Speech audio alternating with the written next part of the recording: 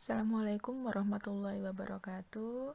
Saya akan menyampaikan materi di minggu kedua dengan tujuan yang pertama adalah siswa dapat menentukan tujuan dari teks deskripsi. Yang kedua, siswa dapat menentukan struktur dari teks deskripsi. Dan yang ketiga, siswa dapat menentukan jenis teks deskripsi.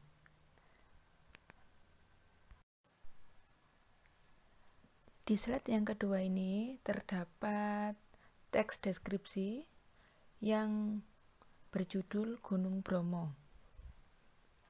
Silakan dibaca dengan seksama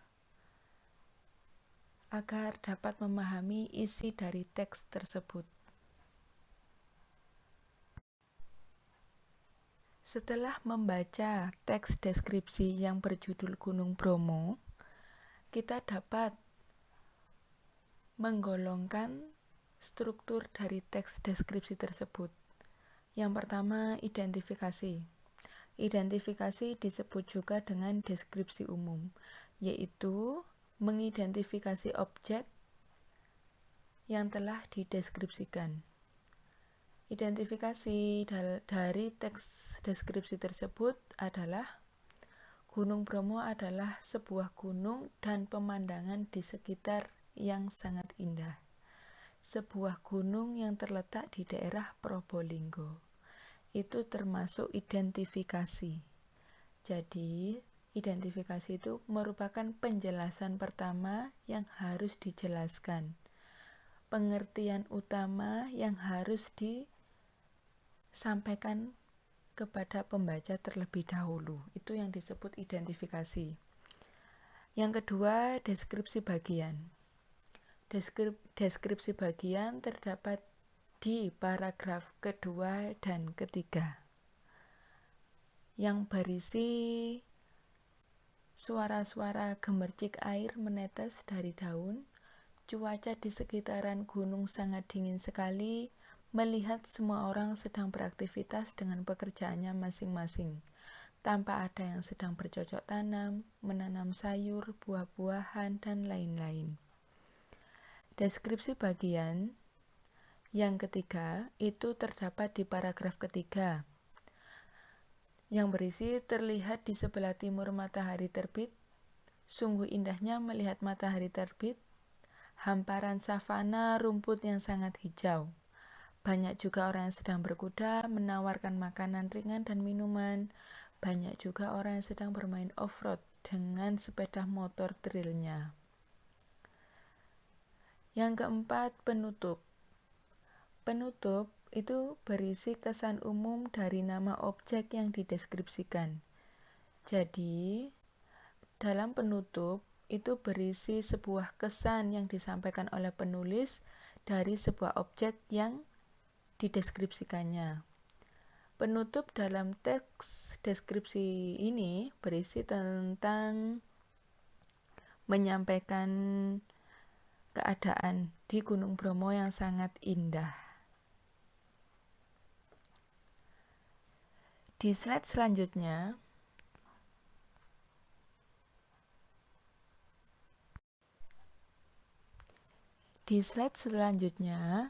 itu menjelaskan tentang tujuan dari teks deskripsi yang pertama.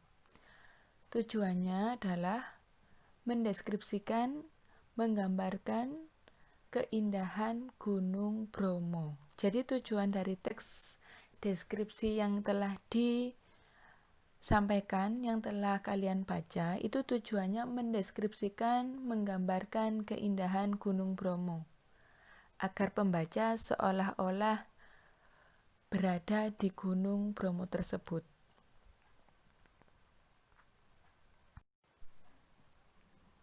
Ciri-ciri objek yang dideskripsikan, yang pertama adalah bersifat khusus. Bersifat khusus itu berbeda dengan objek yang lain. Yang kedua, bersifat pendapat personal. Maksudnya, bersifat khusus itu kalian mendeskripsikan Gunung Bromo itu berbeda dengan mendeskripsikan tentang suatu tempat, misalnya pantai.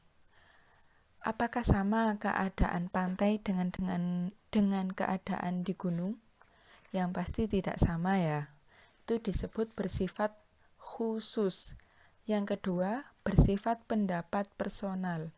Maksudnya, teks deskripsi tersebut disampaikan atas pendapat setiap orang. Personal itu setiap orang, per orang gitu.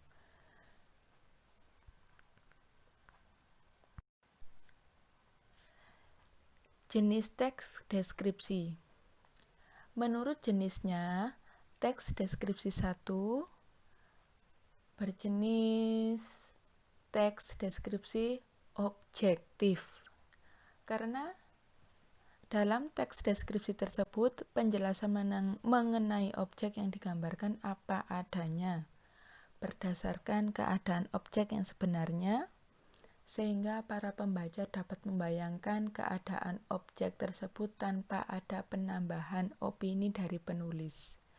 Jadi, maksudnya dari teks deskripsi yang pertama itu disampaikan atau dijelaskan itu berdasarkan keadaan yang sebenarnya, tanpa ada penambahan opini dari penulis, tanpa ada penambahan pendapat dari penulis.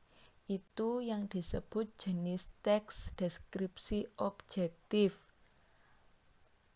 Teks yang menggambarkan suatu objek dengan keadaan sebenarnya, apa adanya, sesuai keadaannya, tanpa ada penambahan opini atau pendapat dari penulis.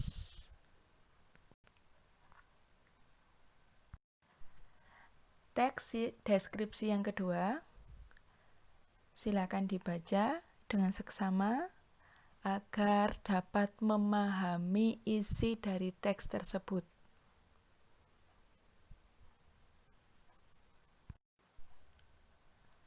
Setelah membaca teks deskripsi yang kedua, kita tentukan tujuan dari teks tersebut. Tujuan teks deskripsi yang kedua menjelaskan tentang suatu ruang kamar atau kamar yang ditempati oleh seseorang yang bernama Yati. Itu tujuannya, agar pembaca seakan-akan atau seolah-olah masuk ke dalam ruang kamar tersebut. Itu. Yang kedua, ciri-ciri objek yang dideskripsikan. A. Menjelaskan suatu ruangan dari berbagai penjuru, entah dari luar, dari dalam, atas, bahkan bawah. B. Menjelaskan tentang keadaan ruangan.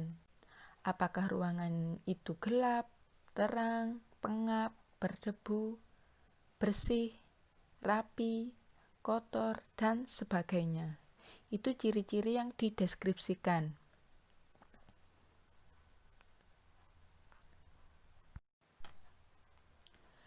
Dari penjelasan tujuan dan ciri-ciri, kita masuk ke dalam jenis teks deskripsi. Dilihat dari tujuan dan ciri-ciri teks deskripsi yang kedua ini, kita dapat menentukan jenis teks deskripsi, yaitu jenis teks deskripsi spasial. Karena dalam teks tersebut menjelaskan suatu ruangan dari berbagai penjuru, entah dari luar, dalam, atas, bahkan bawah. Kamu juga bisa memberi penjelasan tentang keadaan ruangan tersebut. Selain menggambarkan keadaan ruangan, bisa juga menggambarkan apa saja yang ada di dalam ruangan tersebut, mulai dari jenis benda yang ada di dalam ruangan hingga tata letaknya.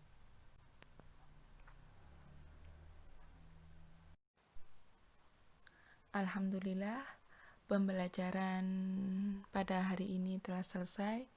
Semoga apa yang saya sampaikan bisa mudah kalian pahami. Jika ada kesulitan, silahkan bertanya melalui WA secara pribadi. Pembelajaran hari ini saya akhiri. Wassalamualaikum warahmatullahi wabarakatuh.